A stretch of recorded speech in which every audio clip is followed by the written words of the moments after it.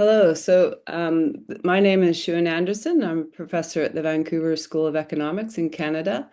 And this is a lecture on gender inequality and armed conflict.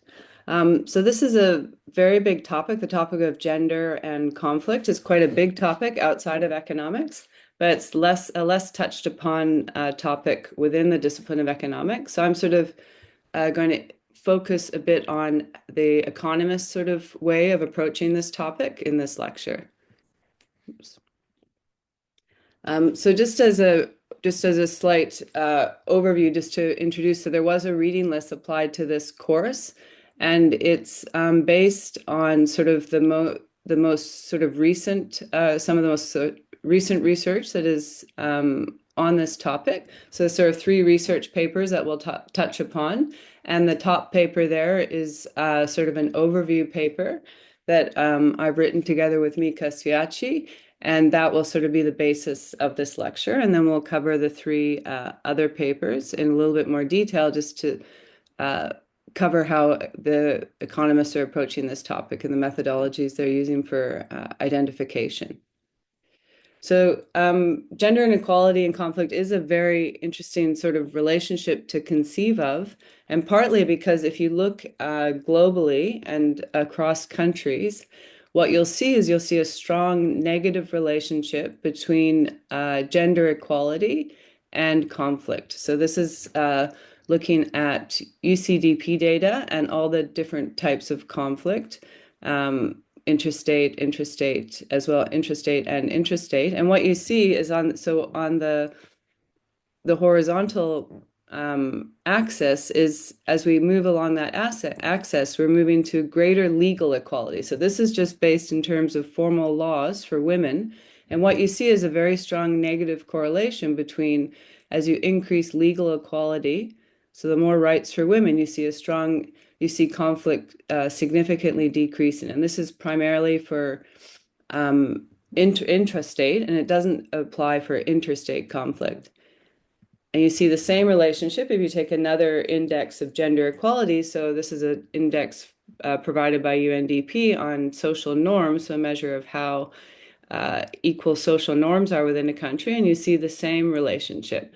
So you see, as the more equal gender norms we see in a country, that country will experience far less intrastate conflict.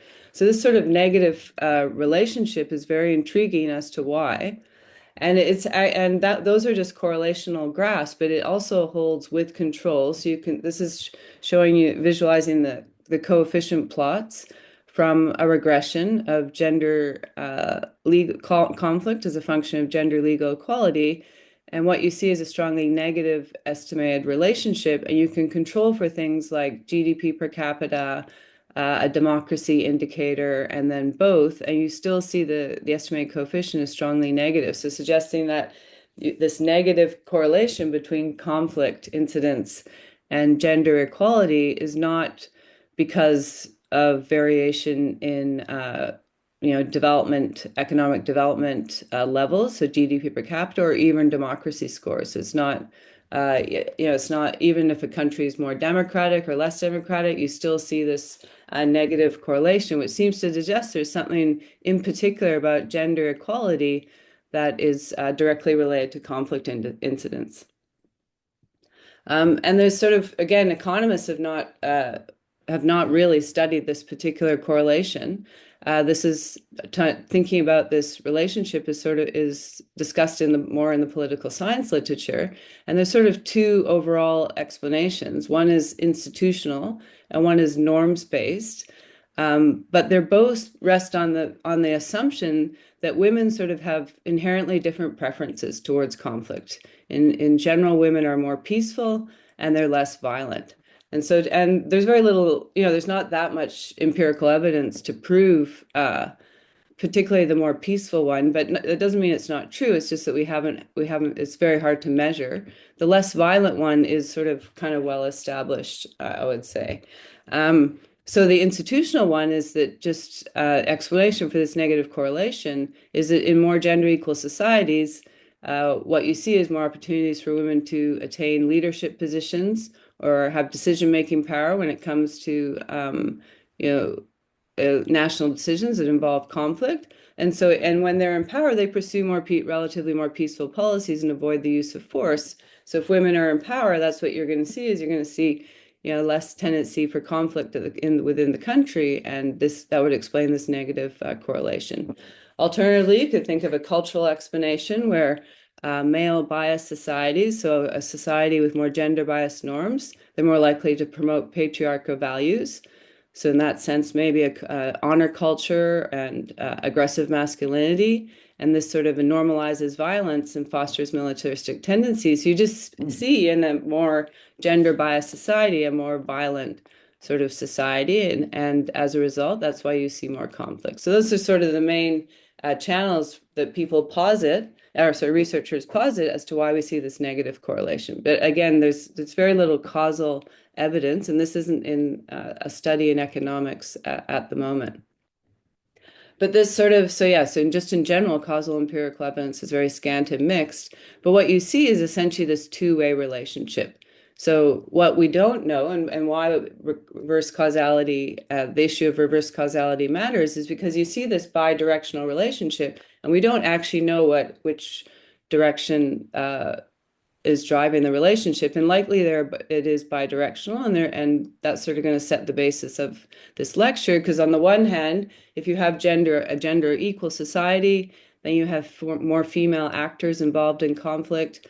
They choose peace over violence, and so in the end, you have low conflict. So that's how you would have that positive relationship. More gender equality, lower conflict. On the other hand, the conflict so this is the direction of causality, is going from measures of gender equality to low conflict. Alternatively, the direction of causality can go the other way. So you've got high conflict areas. You're more likely to see female victims, which is what we're going to be talking about. And female victims foster more gender inequality. So you would see the relationship moving from conflict to equality, versus the yellow arrows are moving from equality to conflict. So this is a bidirectional relationship, and you don't have a direction of causality. But anyway, this is going to set up the structure of the lecture. So we'll first go into the orange sort of channel of transmission, which is moving from conflict to gender inequality. And this is really showing discussing the vast literature that shows how in high conflict setting, that women are definitely victims of conflict, and this exacerbates gender inequality. And then then we'll move to the idea of women instead not just being victims of conflict, but actually actors in conflict, and discuss that literature that has shown that can actually induce lower conflict. So explaining this relationship from that perspective. So women as conflict victims.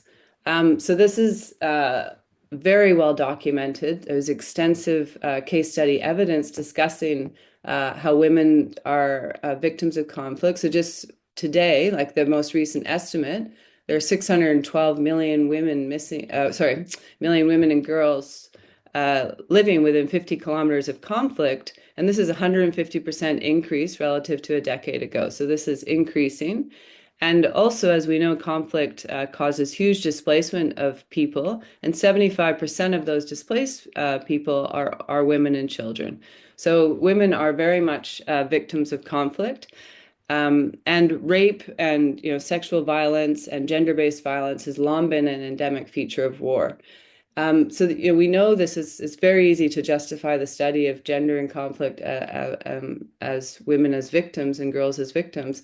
But again, this is a very relatively untouched literature in terms of causal empirical investigation. So the vast literature is sort of documenting this in the case study evidence. And key questions that come up are, what are the determinants of gender-based violence across varied conflict and post-conflict settings? So why are we observing this? How can we explain the different forms? There are many different forms this kind of violence can take, which we'll touch upon in the lecture. And also what you see is some conflict actors commit gender-based violence and others do not. So what explains this variation? The political science literature sort of thinks about core motives for this, why would combatants can engage in gender-based violence. And one is possibly a tactic of war, an intentional purpose. Part of, you go in and you sort of attack an area and you not only destroy its infrastructure, but you take its women and children, or, you can take women as forced marriages, this kind of thing. So it's sort of a part of the war crime.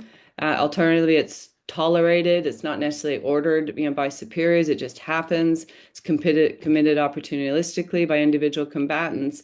But anyway, so these are just hypotheses of what could motivate people to sort of combatants to engage in gender-based violence.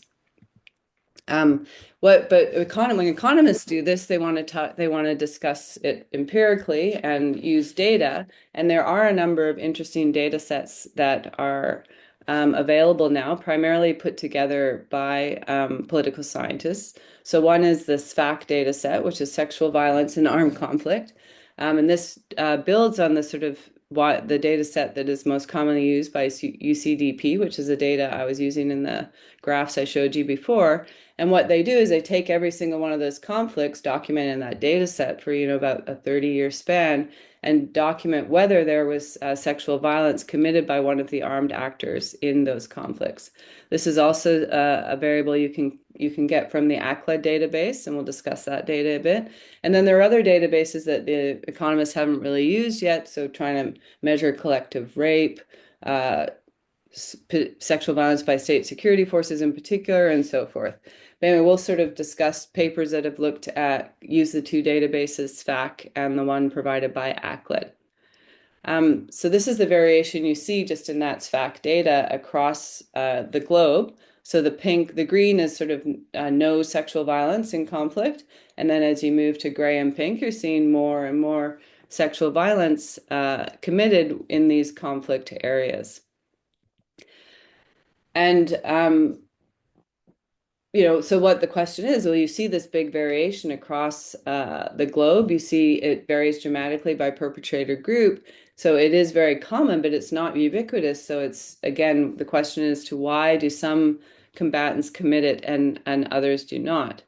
And this we'll discuss two papers in the economics literature that try and tackle sort of why you might see more violence against women in conflict. So the first one is by Garniera and Tura-Prats, which is sort of a very interesting cultural explanation. So what they do here is so both of these papers, one by called The Cultural Distance and Conflict-Related Sexual Violence, and The Climate Shocks and Female Targeted Political Violence, which we'll discuss, they're both going to pertain to Africa. And that's not because they only apply in Africa. It's really because, again, economists always want to do sort of, careful empirical work. And the data is the best for Africa in this best quality for these measurements. So what this Garnier-Tura-Prats paper does is it uses data from the ethnic homelands of Africa. So what you can do is the Murdoch map, which is put forward by anthropologists, created this map of where the different ethnic groups traditionally resided within Africa, and this has been digitized and used a lot by economists. So what this is this is a map of Africa where the red lines are the current administrative borders of countries, and the black lines are where the different ethnic groups reside. And then that Murdoch map, from that Murdoch map is attached an atlas where we know traditional cultural traits of these ethnic groups. So, and we're going to be using that to show that certain traditional cultural traits determine the sexual violence in conflict. So what this is mapping the incidence from that SFAC data of whether sexual violence is committed in conflict. And this is sort of we can just focus on this. So the green is they did not use SFAC, and the red is that they used sexual violence. So we see this variation, and this maps it onto these ethnic homeland maps. So we can see, and in particular, this is going to be whether the perpetrator of the sexual violence in a conflict used sexual violence or not. So when we so in the red areas, we're in ethnic homelands where that ethnic group use sexual violence in their conflict. And then what we're going to be looking at is we're going to be looking at this construction from traditional practices, whether we think that was a more gender equal traditional society or not, that ethnic group. And these are based on particular ethnic traits, which were again which were generated from the anthropological literature of what predicts more gender inequality or gender bias sort of behavior within these groups. So certain things like matrilineality is a pro-woman trait, dependence on shifting agriculture and so forth, because women were involved in labor in those situations. So what this paper does is it creates an index of gender inequality based on these traditional ethnic traits.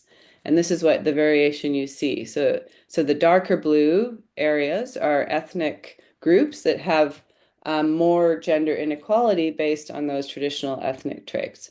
So what we have is we now have at the ethnic group level a measurement of traditional, sort of you can think of gender bias norms or measures of gender inequality, and we can correlate that with. So now we're looking at whether the perpetrator of the sexual violence, whether they were a traditionally gender biased society.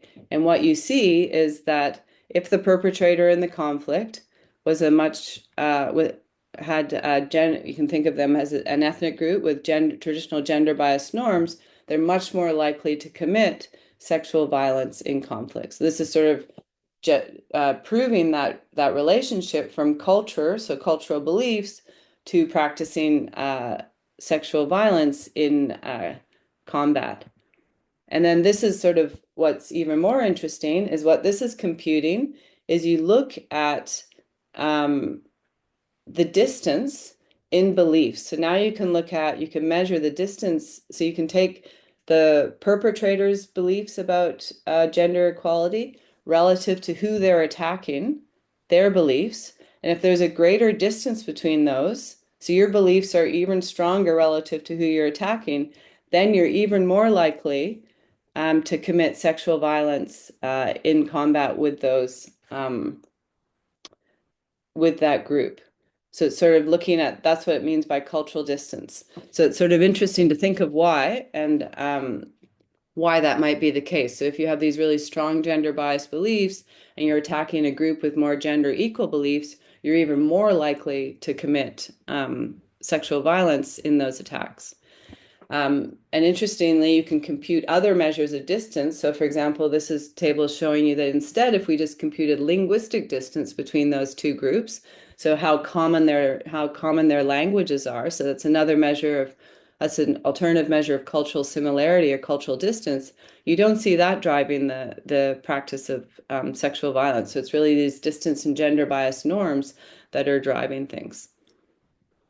So this is another paper where this is one I'm involved with directly, where we're going to, instead of looking at sexual violence, we're looking at political violence targeting women. So this is physical violence committed by a male sort of armed actor group that's politically motivated. So this can be anything from like attacking female politicians to, killing, beating, shooting, but forced disappearances, even punishment, sort of mob violence where you're punishing women for not adhering to gender norms, say like veiling, or you're accusing them of witchcraft or something like that. So it's sort of any physical political violence. And we're sort of trying to understand, why does this happen? In this case, we link it to, and just to note before we get into that, the share of female targeted political violence relative to non-female targeted political violence is actually rising in the past 2 decades. This is quite alarming. And again, we're sticking to Africa, and the map on the right-hand side shows you the variation in this violence geographically, where darker shades of purple are where you see greater incidence of this violence. And this question, in this paper, what we're doing is we're trying to we're at bringing in the question of what does climate change do to this? Is because we know there's quite a big literature on how climate change, you may have seen this in another lecture, of how climate change is exacerbating violence. And this is asking the question of, is this exacerbating this female targeted violence as well? And actually what we see, not reported here, but we see that in excessively high temperatures exasperates this type of violence. That's what this table is showing you of political violence against women. And when we do political violence that doesn't involve women, we actually don't see that relationship. So there's something in particular that the climate change is exacerbating this political violence against women and not the alternative political violence. And we think probably it's most likely a thermal stress story rather than an opportunity cost story for conflict, for why climate is exacerbating conflict. The opportunity cost story drives other types of conflict, but not this one so much. And then what we show, so we show that this climate change exacerbates this political violence against women. So when you see these excessively high temperatures, you see more of this political violence against women by male perpetrators again. And then we use variation across the continent in terms of female empowerment. So similar to the previous paper we just saw. So the panel C here is exactly using their index. We sort of look at our analysis is at the grid cell level, not the ethnic group level, but we can code up whether we're in a grid cell where we're in an ethnic homeland that had traditional gender bias norms or not.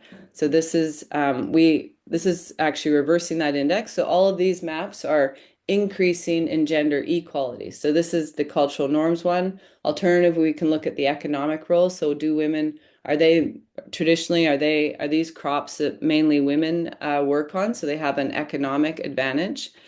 So that and then we interact the effects of temperature on this politically motivated conflict with these indicators of female autonomy or empowerment. And what we see is in areas where the temperature when excessive temperatures exacerbate this political violence against women, it's mitigated in areas where women have more empowerment. So essentially this when in areas where women are more empowered, you're going to see less of this violence targeted towards them. And this is sort of, and what you see is, and this is sort of a table to look at the perpetrator's motives, so test more carefully that opportunity cost story. And what you actually see, so what this is looking at, if you're in an area where women, for example, work on the land, so that the crops are female oriented, and this is in the growing season where they're reaping the most economic value from these crops. That's where you see it mitigated. So essentially, men do not attack if women are sort of economically empowered, and it's sort of, you can imagine it's a different type of opportunity cost story where it's if the basic agricultural production in that area depends on women's involvement, it's better not to attack them. So that's sort of what's driving these relationships. But really though, this is a very small empirical literature trying to determine, what's determining this actual violence. So the two papers I covered are the main ones. There's one other one looking at economics and artisanal mining, which I'm not going to go into deeply here, but it's very limited. So there's a lot of scope for research in this area. What is a much more extensive literature in economics and elsewhere is looking at what are the consequences. So that was looking at the determinants of this violence targeting women in conflict. Alternatively, what are the consequences of a conflict on outcomes for women and girls? So, if you see, and in general, so what we're looking at is the papers I showed you before, we're trying to explain the incidence of conflict. This is moving from the incidence of conflict to outcomes for women and girls. And big areas of study, the biggest one I would say is intimate partner violence. So essentially when in high conflict areas, you see much more intimate partner violence. So this is not, this is not the what I've been talking about before, the sexual violence or the gender-based violence during conflict, this is in conflict areas, this causes more intimate partner violence within the home. So, it's not, we have hypotheses of why that might be the case, but that is sort of a very striking result. And you see this spilling over into in the post-conflict setting as well. There's this heightened intimate partner violence.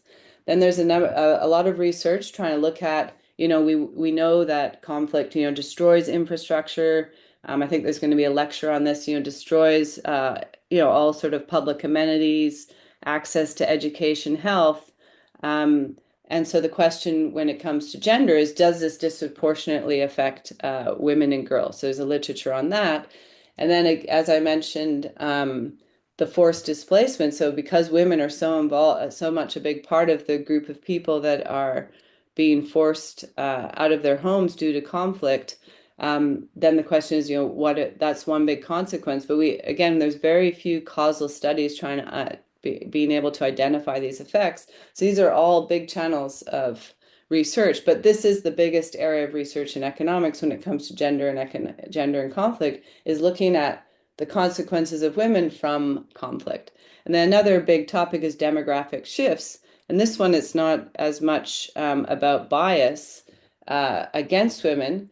This has sort of been a long-standing literature in the sense that conflict, because men fight in conflict, many more men's lives are taken often. So as a result, the actual overall sex ratio in the population can favor women following a conflict. So for example, after great wars like World War II and World War I, we have way fewer women in the population, way fewer men in the population relative to women, because so many men who fought in those wars. And then that actually has implications for society. And that can actually be a positive indicator for women, actually. So if there's a lot of research, which I won't go into here, but it's sort of a broader, theme in economics literature is that if you see just a larger proportion of women in society, you'll see actually more gender pro women outcomes only for a generation,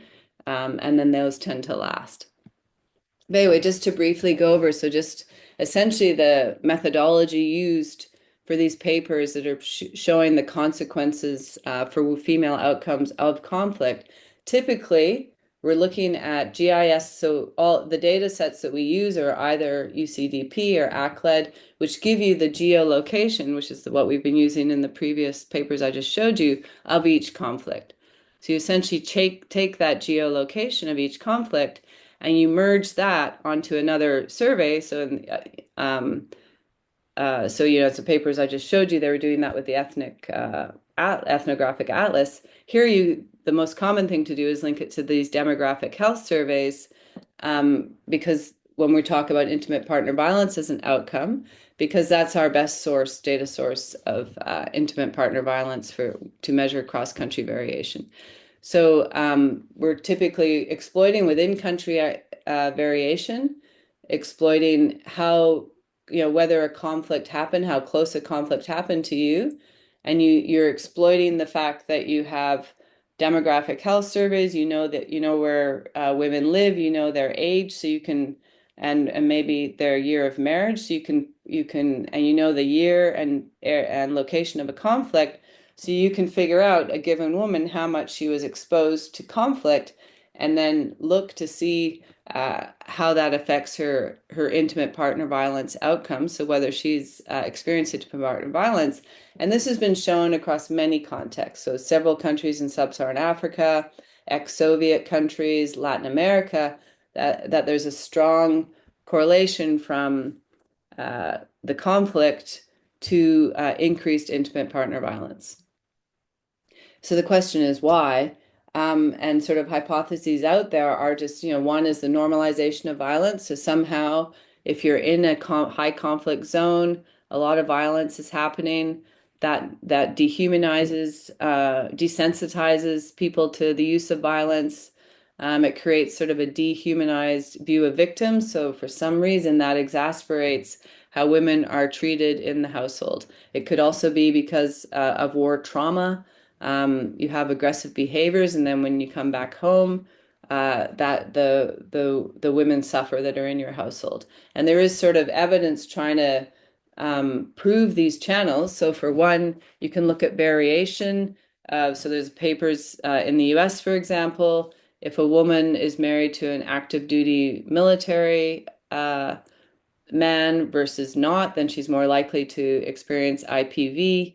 What you can look at things like if individual soldiers were exposed to wartime sexual violence against women while they were fighting. This is an example from Angola. Then when they return home again, you see the more active IPV. Um, another sort of ways to so another thing is just sort of this amplification of patriarchal norms. You don't have to exactly be exposed to violence, but uh, the violence sort of is viewed as a natural behavior of being male, and sort of that's sort of an evolutionary sort of trait that has been documented. So then you just see this amplification because of conflict. So, for example, there's work showing that if women experience greater IPV if they just have exposure to military bases. So this isn't necessarily so they just live, with areas where there are military bases. So this would be a sort of a norm story. They have these sort of heightened masculinity or patriarchal norms. That's why you see more IPV. And then so again, when economists do these quantitative studies, we try and track that. So you sort of use variation in the location of military bases.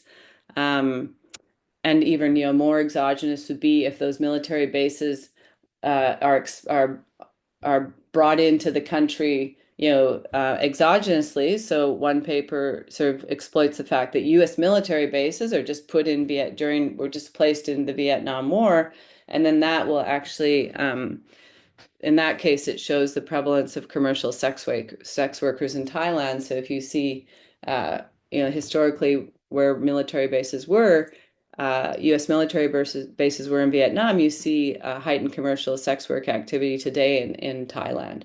Um, so these are sort of looking at the direction of causality from conflict to uh, intimate partner violence.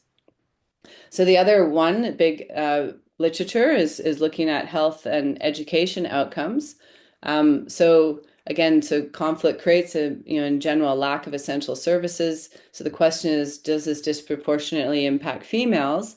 And there's a lot of work showing that reproductive outcomes are far worse. So they're just not getting access to healthy reproductive health treatment. And this has been shown in a number of contexts in sub-Saharan Africa, Palestine, and Peru, for example. But again, this is these are really these are like all the studies, right? So there's a lot of work to do. This is only a handful. A lot of contexts are not studied.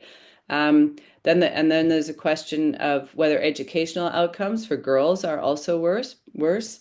And there's a few examples from Peru, Rwanda, and Tajikistan where they do see that girls seem to be disproportionately affected relative to boys. But I would say in other contexts and other outcomes, there's not strong gender differences are not so apparent. So young boys are equally disadvantaged when a conflict occurs. So this happens, for example, in educational outcomes for a number of contexts in sub-Saharan Africa, in Guatemala, Cambodia. So I would say it's definitely not like a solid conclusion that girls are disproportionately affected with respect to educational outcomes relative to boys because of conflict. It just is worse for everybody. And likewise for health outcomes. So again, the reproductive health outcomes have been studied. But that's not really a gender bias in the sense that these aren't health outcomes that affect males. And when there's a couple of studies that have looked at vaccinations, so access to the proper vaccinations that children should be having, and conflict essentially destroys those opportunities for both boys and girls. So there's not necessarily a gender bias. So I'd say this one is, it's less the disproportionality of these conflict affecting females in these outcomes is not as strong. And then another big outcome is the forced displacement. And the UN monitors this displacement, and there are these databases, and it's 10.6 million women were displaced in 2009, and this has increased to 16.2 million in 2017, so a massive increase. And these are based in six countries in particular: uh, Syria, Colombia, DRC, Yemen, Afghanistan, Somalia. But then looking to try and identify, what are the effects of displacement. Um, Essentially, there's again limited causal evidence because it's hard to get a counterfactual, right? You can't just follow the refugees. You need to sort of have some treatment and some control group. So there are a few studies that have been trying to do that, have a control group of refugees relative to natives and have them as closely similar as possible. Just one group has been displaced, the other group hasn't. And when they have been able to figure out context when you can create that treatment and control group, they have found evidence that women in particular have worse employment outcomes. They could experience early marriage and increase IPV. And this was done in the Syrian and the Bosnian context, have been able to identify this.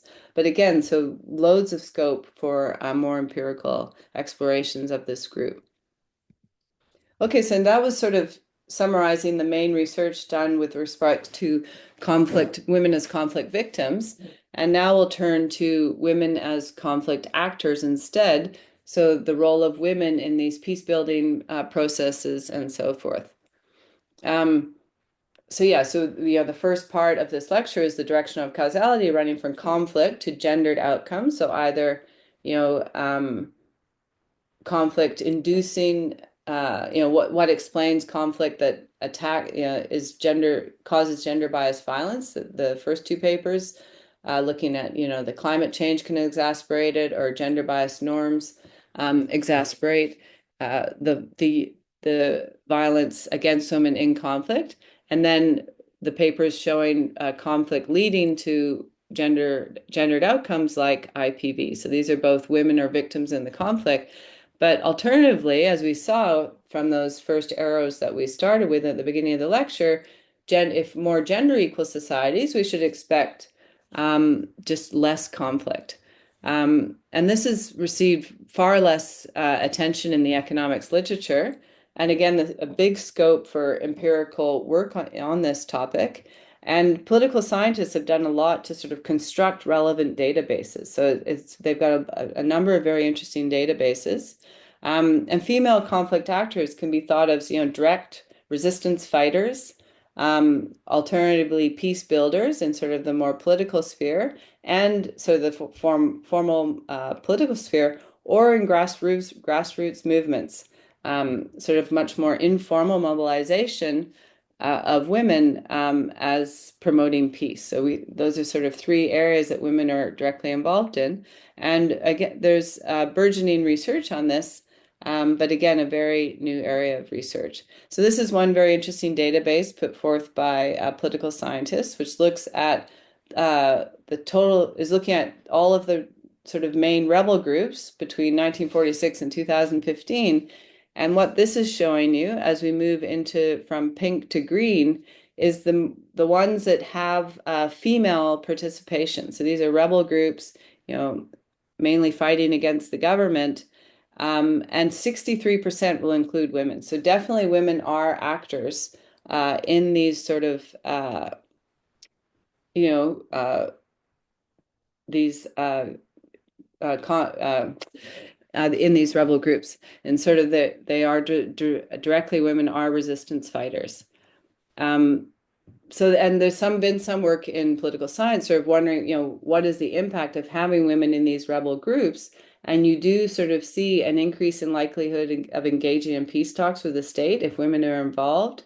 Sometimes there can be an easier transition. So when the conflict is over and we've sort of returned to a time of normal elections and so forth, sometimes if women are involved, there's an easier transition for the representatives, some of those rebel groups, to form formal political parties.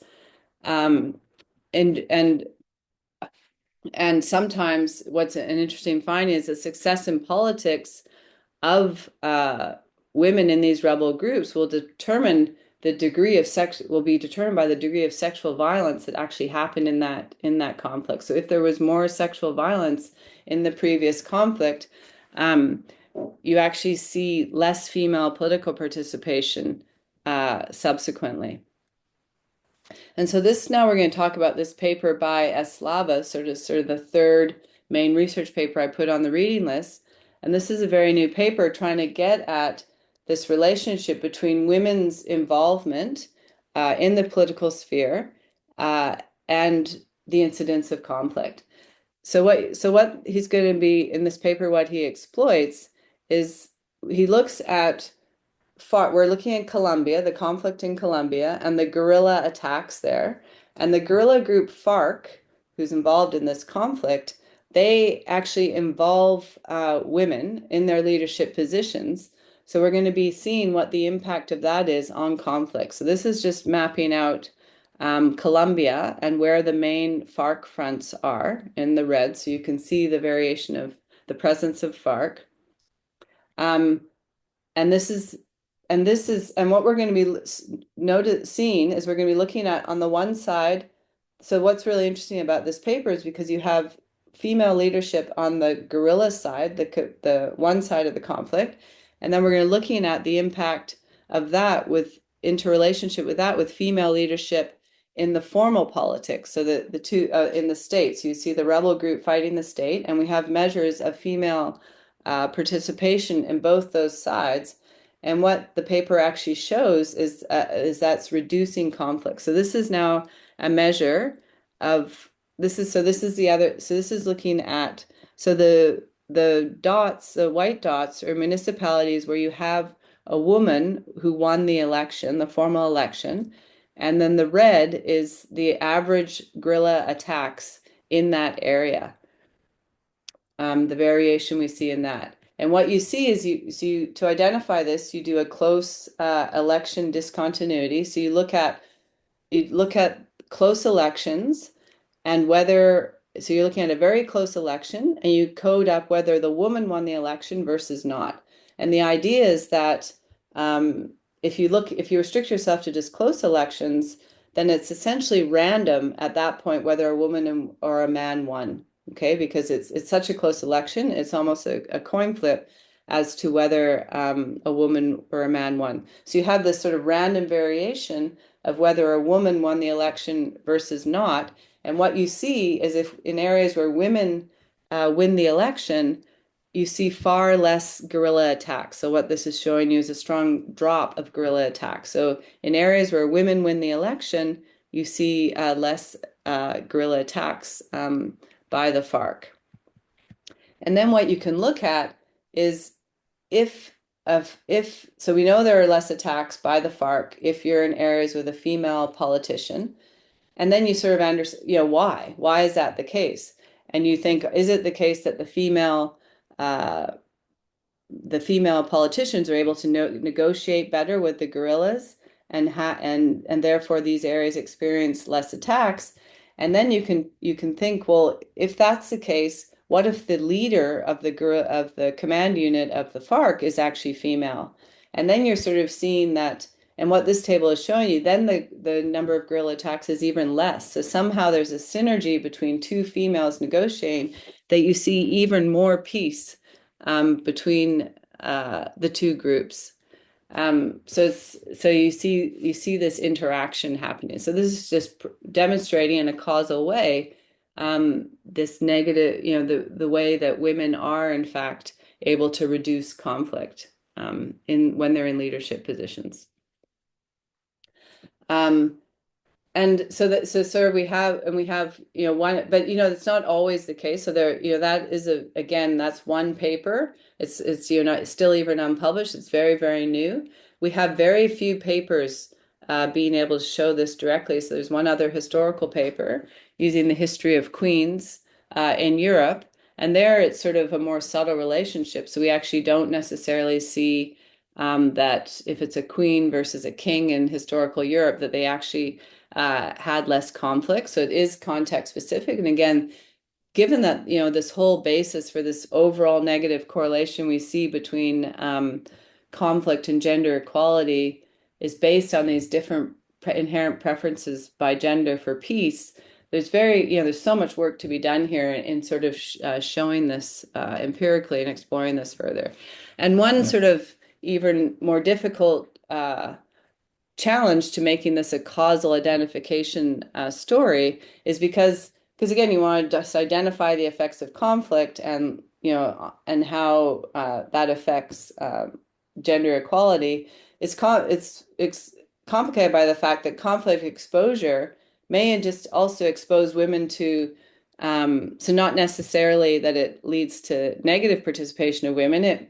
So on the what that overall correlation is explained by if you're in a high conflict area, that's a gender unequal situation. Women are victims, and therefore they're less likely to participate in the political process.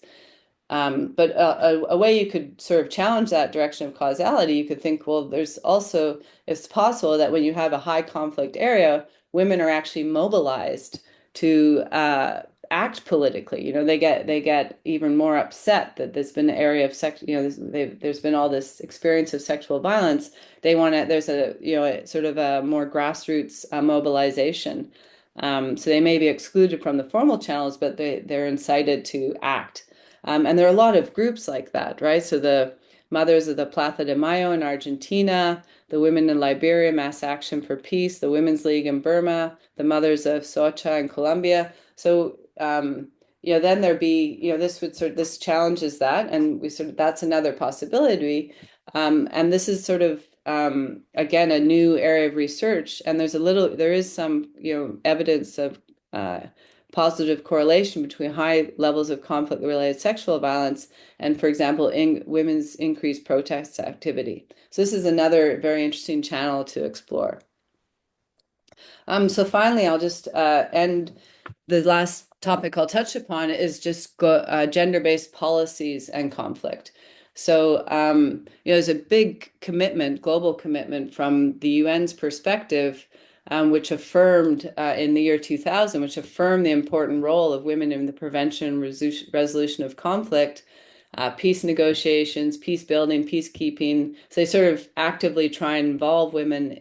They sort of a call uh, to the conflict areas to involve women, and definitely there's a movement towards that. So, and Western states have sort of increasingly allocated substantial portions of their official development assistance to gender-related initiatives, and this would be particularly true in former conflict zone areas. Um, and there are databases, again, to try and analyze this. So, for example, political sciences have coded up, and now there's even more scope for this of course, with all these large language models to sort of code up any type of peace agreement and sort of figure out, women's role in that. So, some political scientists have tried to do this, where they look at every peace agreement across 54 countries from a span of 30 years, and they code up whether gender, any individual mentioned, any individual mentioned in the peace agreement, so who's involved in these negotiations, the gender of them. Um, and you can see that if women are involved in these peace agreements, you will see special provisions for females written out in these as outcomes. Um, but they actually, with the caveat they said of women sort of have to have some kind of position of power. Just women in the room won't, just being actually present won't do much. Um, so there is, so anyway, a lot of scope for that. Um, Another way to think about to evaluate sort of policy is another policy that has been evaluated is these community-driven development programs that aid donors have been committed to that go into war-torn countries. And part of these are sort of massive cash transfers to former conflict areas, and they sort of set up kind of grassroots or indigenous governing structure, but they'll mandate that women should be involved in those sort of political processes. And researchers have tried to evaluate these with RCT style, so they have they were able to, go in and have some treatment villages where they have a CDD intervention and others not. And the ones that have been evaluated in Sierra Leone, DRC, and Afghanistan, the only one that improved actually female outcomes was the one in Afghanistan. But there they very much mandated gender balanced village development councils, equal participation of women and men in these councils. And so women were having a strong role, so they do see effects. Another sort of policy you can think of that's affects women is just basic poverty alleviation programs that go into post-conflict settings. There have been a few RCT style interventions that have been analyzed in Uganda and Afghanistan. And these are just sort of standard microcredit programs. And they do see that, there were impacts for female microenterprise activity. So this is just to say, if you go into a post-conflict situation, you will see the benefits. But this isn't necessarily addressing the direct gender biased outcomes that this is sort of just a standard program that goes into many areas, but it goes also into the conflict zones. And then there's a few interventions that try and address the fact that there's this, increased IPV in conflict affected settings. So there's a few RCTs that have been analyzed. One trying to analyze the Women for Women International program that it directly targets IPV in conflict settings. There's sessions of gender dialogue curriculum, a school intervention. But essentially, and there's a few impacts, but again, these are this is just a handful of studies. So there's a huge amount of scope for evaluating gender-focused interventions in active conflict zones, but it does remain, quite logistically and possibly ethically challenging to run these RCTs, especially giving treatment to one group, not the other, in a very high conflict zone is quite challenging. So possibly post-conflict settings or refugee camps could be sort of a more practical opportunity for conducting future policy evaluations. So that sort of ends the main topics. So just sort of I think I've sort of overly emphasized just how much more work can be done from a causal perspective and an empirical perspective. And I'd say the main causal work is from conflict to women as victims, way less work on the other direction of causality of women as actors in conflict. I think lots of exploration that can be done from women's political role, because there's just such a key assumption that women are more peaceful, and that's why we're seeing these overall sort of relationship, but we have very little evidence of that. There's a lot of work from sort of just this basic using kind of more administrative or secondhand data to work on the direction of causality of women as actors as opposed to victims. But then, of course, there's a huge amount of scope for experimental research, just trying to understand, what policies can alleviate these issues.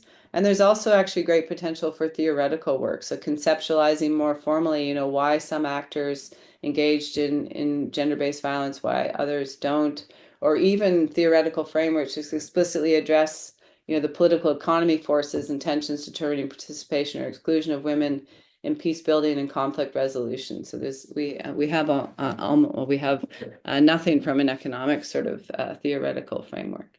Okay, I'll end there, and I'll see if you have any questions you would like to discuss or any other discussion points. So I think maybe I should stop.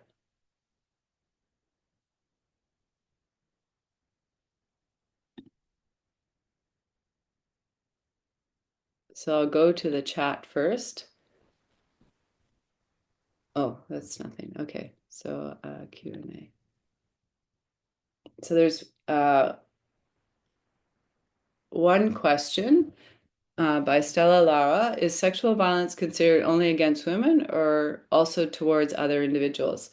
Definitely sexual violence is also studied against children. It's just so much, and then those could be boys and girls. There's just uh, I would say the biggest proportion of sexual violence is against women, but it's very possible it's against other individuals. But I would say that's just less studied. But actually, that SFAC data set does have that measure. So you could definitely distinguish whether it's a female who's a victim or not in that data. So that is very possible. And I think so it actually codes that up. So you would be able to do that for sure. Um, Another question by Stella is, could the larger displacement of women compared to males be due also to the fact that men are usually more targeted by violence and are less allowed to move since they might be considered as potential soldiers? Definitely, yes. I mean, as I mentioned, there is this big other gender, you know, bias, but which goes the other way, that just that that men are fighting and their lives are taken. So there's work in the Paraguay conflict that sort of, 2/3 of the male population of that generation were killed, and then looking at the implications of just having, this huge disproportionate number of women in the society and how that impacts things, but outcomes. But yes, definitely, that's a big area of study and a big consequence. There's another question is what kind of causality tests was used for these findings. Um, these aren't these are the there isn't a test in the sense that what we're trying to identify some sort of random variation. So it could have been an RCT in the policy evaluations. Um, as I mentioned, we're trying to, like, for example, when you're looking at the incidence of conflict, um, you're looking at so you look at the incidence of conflict and you're looking at the outcomes of, say, IPV, right? So you're sort of trying to match those women to the exposure in uh, their exposure to conflict by their year of birth, their year of marriage, where they were at the time of conflict. And what you're trying to do is compare that to women of the same age, the same marital outcomes. You're sort of matching two individuals, and one is exposed to conflict versus the other. So you're sort of arguing for that you argue that variation can be thought of as causal from so you're not it's not there's not actually formal tests. You're sort of uh, coming up with some sort of exogenous variation to test. Um, Something about, do you have any examples related to conflict from Haiti? No, I haven't seen any empirical quantitative tests, sort of studies from Haiti. So that'd be a very good area to work on for sure. Um, and definitely there would be the ACLA data set, I imagine, and these sort of conflict major data sets should cover Haiti, so it would be there.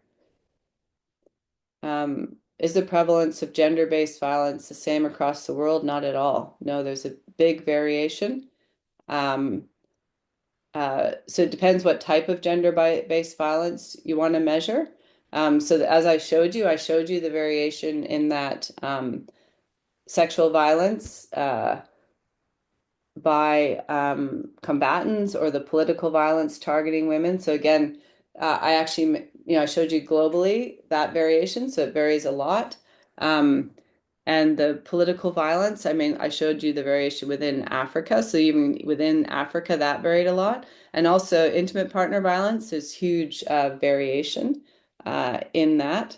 Um, but what's true is that there's no obvious patterns necessarily, right? So you do see, um, so for example, you do see a correlation where there's gender equality, there's less likely to be, say, intimate partner violence, but even, you know, a quarter of a quarter of women will be subject to intimate partner violence, even in very high income areas, income contexts. Likewise, you see sort of gender-based violence to be very high in Latin America and very high in the Africa region and parts of Asia. um, even though you see very different measures of gender equality there. So a lot of indicators of gender equality are much higher in the Latin American context, but you see a lot of violence there. So we really don't have a good understanding. I mean, there's a lot of more exploration to do, but yes, in general, there's a big variation in gender-based violence, and it's not at all the same across the world, except for the fact that almost everywhere women do suffer some type of violence, if particularly if you include intimate partner violence. Um,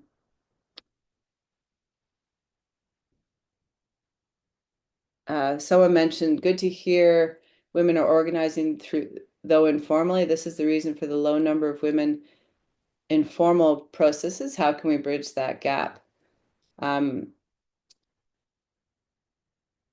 Yeah, I mean, so one thing too is there's a lot there is what people are trying to do is include the women in the formal processes by female quotas, right? So there's a lot of so the strong political quotas in favor of women are mainly in poorer countries. So uh, OECD countries are far less likely to impose female quotas than lower income countries. So that's one way we're really there's a big global commitment to try and increasing women into formal processes. And then the informal processes, those sort of arise endogenously, but people are, that to the extent that there's a lot of work trying to increase women's economic empowerment and by kind of groups, group-based infrastructure like self-help groups and so forth. Those self-help groups that are targeted towards women can do mobilize into political action. So that's another way of increasing their mobilization and their involvement. Um, is there something to be said about the difference in female representation as both combatants and in political positions between conflict in South America and sub-Saharan Africa? That is, we see female representation is much larger in South America when compared to South Africa. Um, I'm actually not even sure that's true. So, um,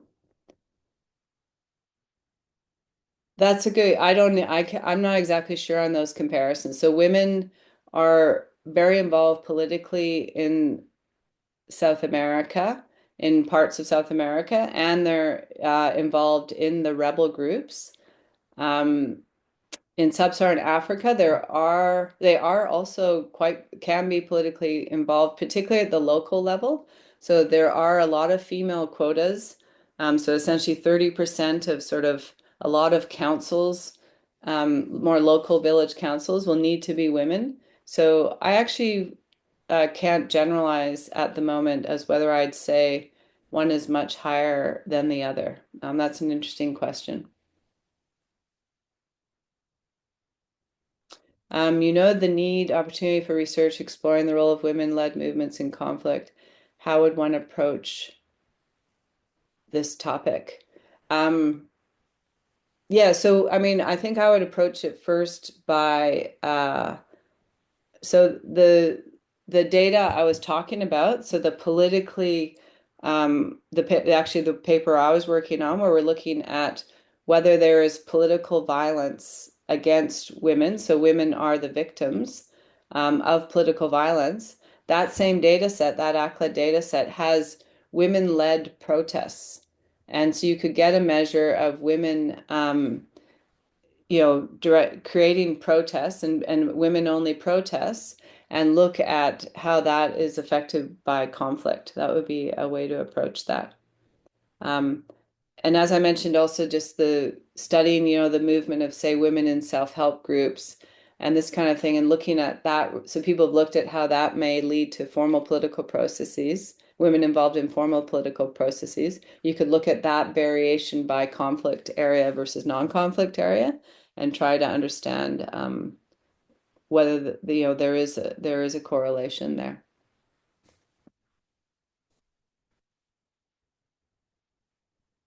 Okay, so I think that covers the main questions.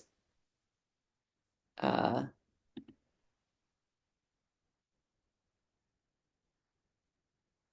that are in the chat.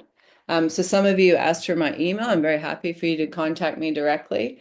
I think the slides will be available if you're interested. So thank you very much for attending. I don't think there are any other questions.